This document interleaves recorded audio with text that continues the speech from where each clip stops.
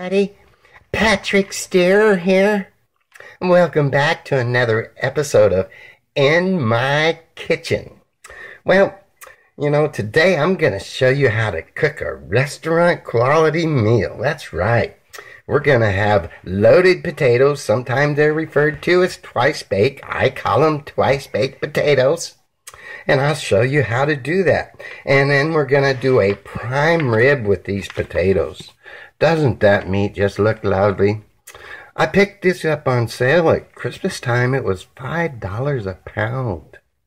And many people don't know this prime rib is also where you get your ribeye steak. This is your ribeye steak that's cut off the back of the ribs here. Okay, so I'll show you how I prepare this later on in the video. For now, we're going to show you how to make twice baked potatoes.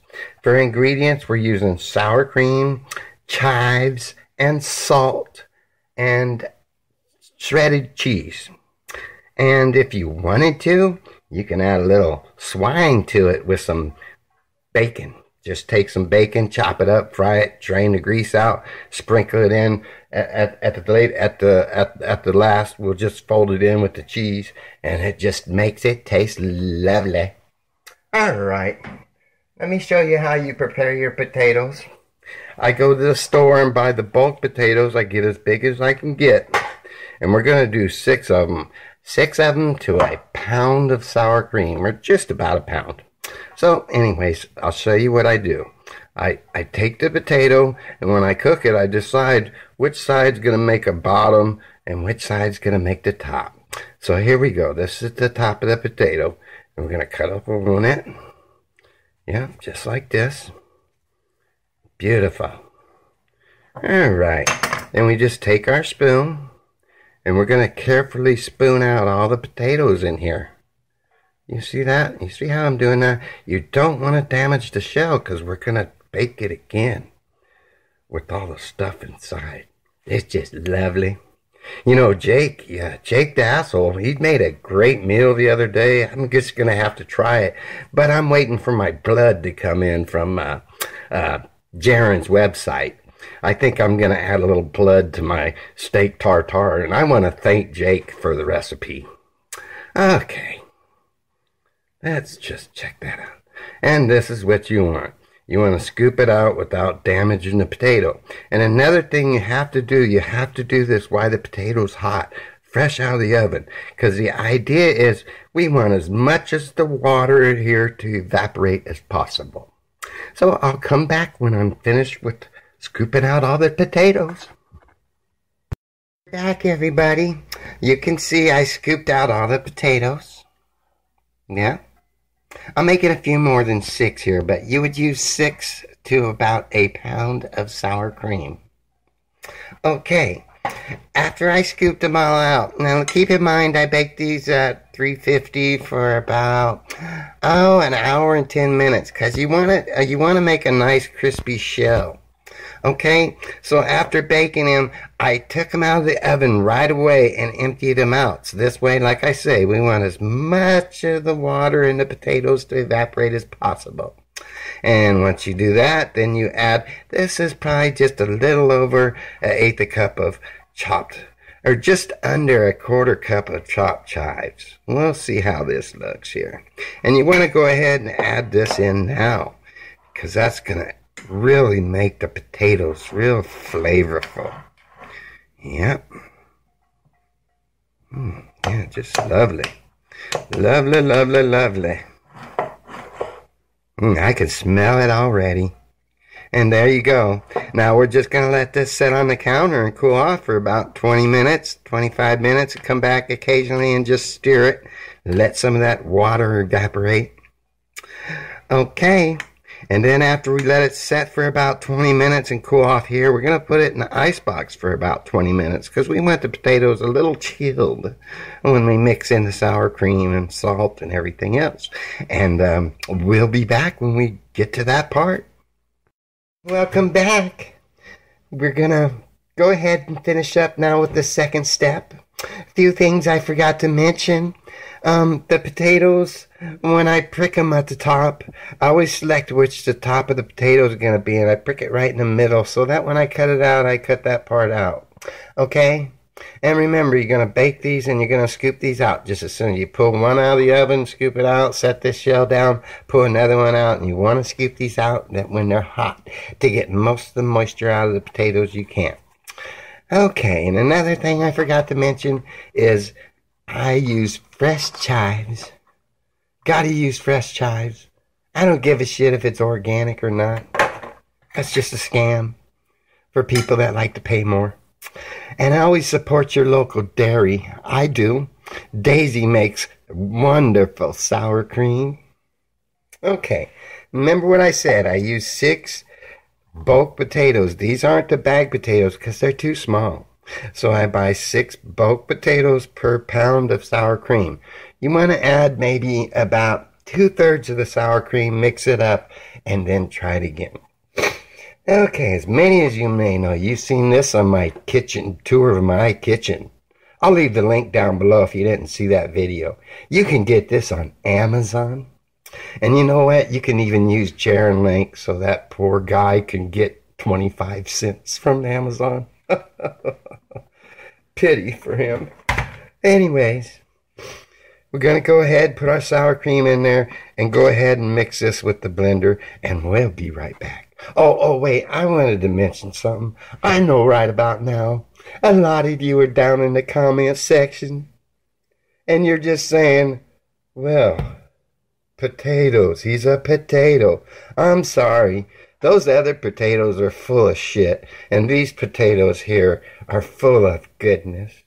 Okay, let's blend away. Ready, we're back. Okay, I blended this for about, 5 to 7 minutes and added my sour cream. And like I said, if you're going to do 6 large baker potatoes, you're going to use about 1 pound of sour cream. You know, just start out with about 3/4 of the container and then add more as you need it. You don't want to do too much because you don't want this real rich. But you don't want it flavorless either. Excuse me. I burped. And then, you know, it's really important to get enough salt in there because that's what brings out the other flavors of the sour cream and the chives and things like that. You know, so make sure you taste it. And, it just tastes wonderful. Just wonderful. Okay. Now, the last step here, we can add our cheese. I said we're going to have grated cheese. We're going to put about, a handful of grated cheese in there. And if you were going to add your bacon that you fried up earlier, you would add it now. And we don't use the blender on this part because we don't want to break up the cheese. Alright, and we just fold in the cheese like this. Okay? Just fold it in. There you go. Looking lovely. Alright. There we go. And that's it. If you had bacon, you can put your bacon in there. And it's just lovely. Okay. Now the last step. And I make this the day before I have it planned for the meal. So I'm having the prime rib tomorrow. And I'm making the potatoes a day ahead of time. So this way all I have to do is put them in the oven and bake them for the second time. Ta-ta. Alright. So our next step is you take your potato shell and a scoop of your potatoes, and you start at the ends and you fill the ends because you don't want to leave no air pockets in there. It's what you want to avoid on this step. So I'll start and I'll fill this in and make sure I don't have no air pockets. Yeah, this is just going to be lovely. Then we're going to flip it around to the other side. Make sure we don't have no pockets in there of air. Get it in there. There you go. You can see just slowly start filling the center now. There we go. Don't be afraid to use your hands. My hands are clean. Like I said, I'm not a dirty potato head. And these are delicious. Okay. And there you go. You filled one potato. And you just cap it off with a little bit. Let's get a little bit on there. And you cap it off with a little bit. And you put some paprika on it. Just like that. And it's ready for its second baking. We're going to bake it for about, I would say an hour at 375. Maybe an hour and 10 minutes or so. But there you go.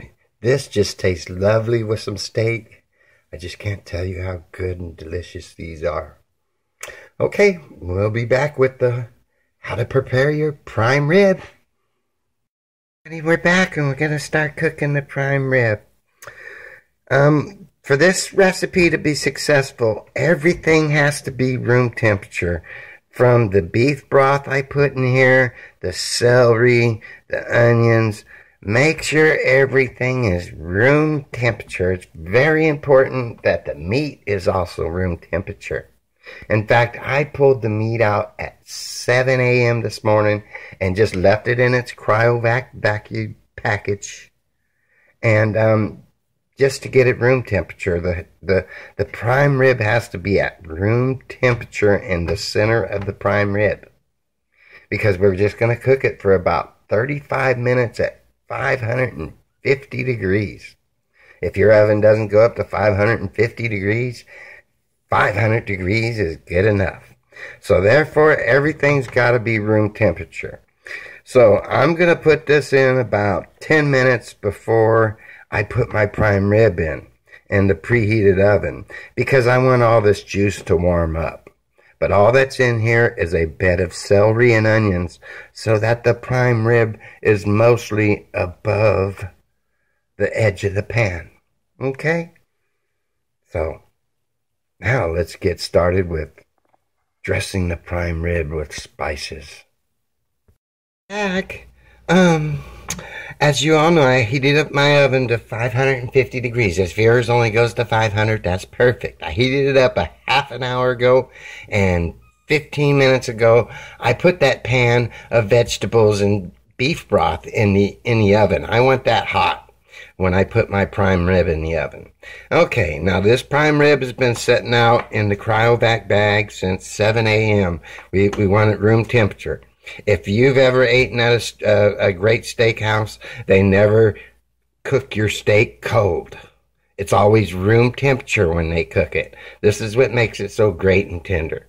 Okay, for this recipe to work here, it's got to be room temperature. Okay? And we're going to put it in the oven, at a preheated oven at 550 degrees for 5 to 7 minutes per pound. So that means I'm going to leave this in there for about 40 minutes at 500 degrees. Then I'm going to shut the oven off and not open it for 2 hours. And it's going to sit there and slow cook in the rest of the heat in the oven for the 2 hours, and it will be ready. So I'm starting this about 2 hours and 40 minutes before I plan on serving dinner. Okay, to season it, it's a very simple seasoning. We're going to use Worcestershire sauce. And we're going to just cover this baby. We just want to cover it all. Oh yeah, that looks good. Alright. Cover it in Worcestershire sauce. Okay. Your next step is coarse sea salt. Now don't use regular granulated salt. Use coarse. And you can never use too much of this. This is what makes an outstanding crust on your prime rib. Okay? So we're going to put twice as much as you think you need on it. Okay?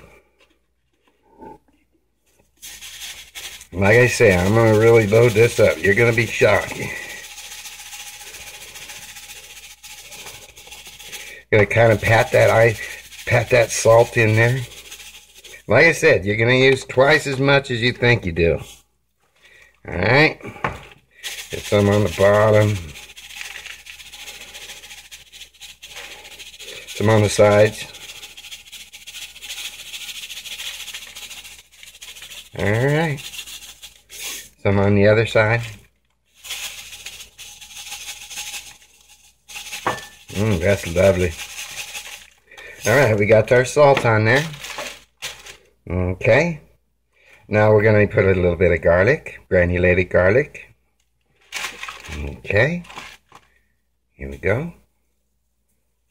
And there we go. Some garlic on both ends. All the way around. There we go.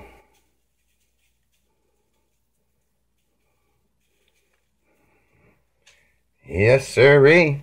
Alright, I think, you know what? We need a little bit more salt. Trust me, this is not too much salt. Alright, and then just sprinkle a little bit of pepper. And there we go. That's all it takes, ladies and gentlemen. Now we're going to go ahead and pull our pan out of the oven.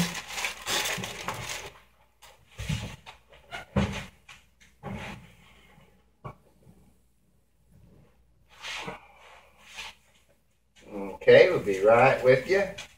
And there we go. We got our pan out. Oh, it's steaming. You can see it's just started boiling the chicken broth and everything. And that's just what I want. And we're going to drop this on there. And it's going to go in the oven and cook for 40 minutes. I'm going to shut it off. And we're not going to touch it for 2 hours.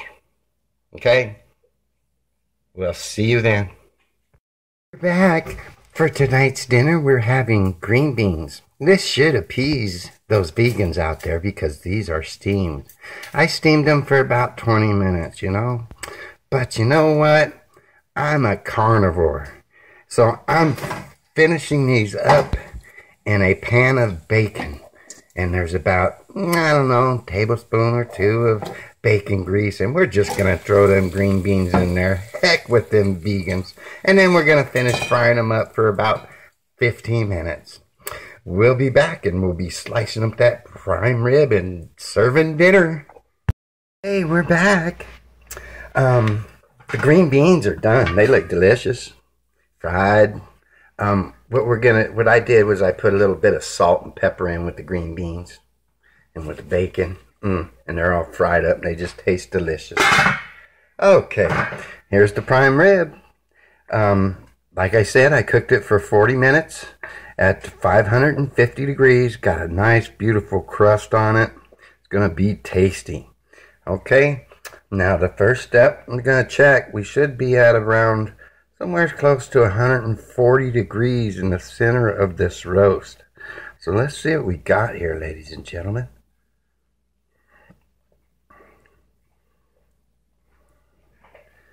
Oh, I see 133, 134, 136.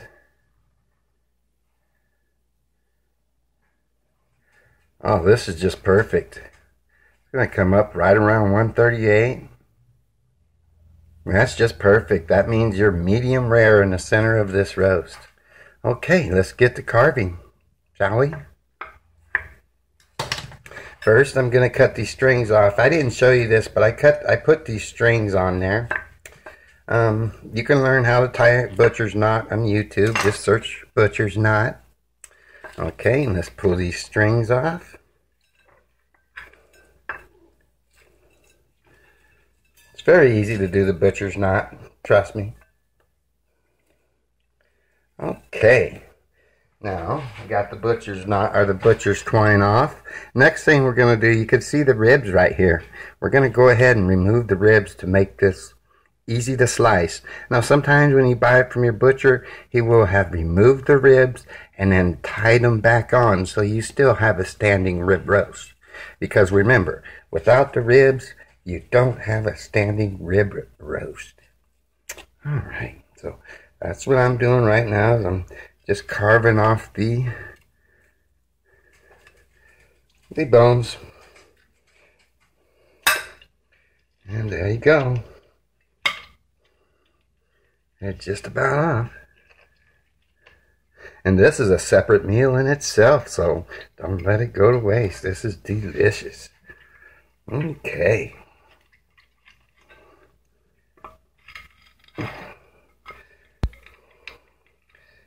Get these.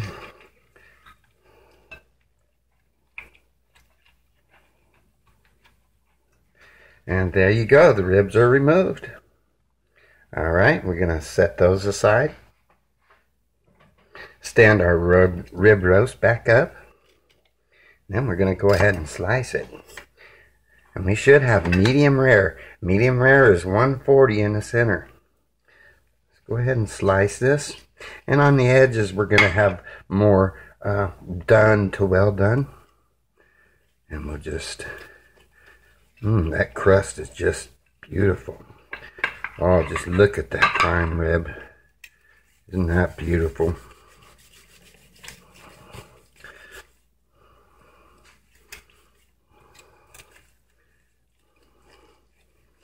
There you go. Look at that beautiful medium rare prime rib.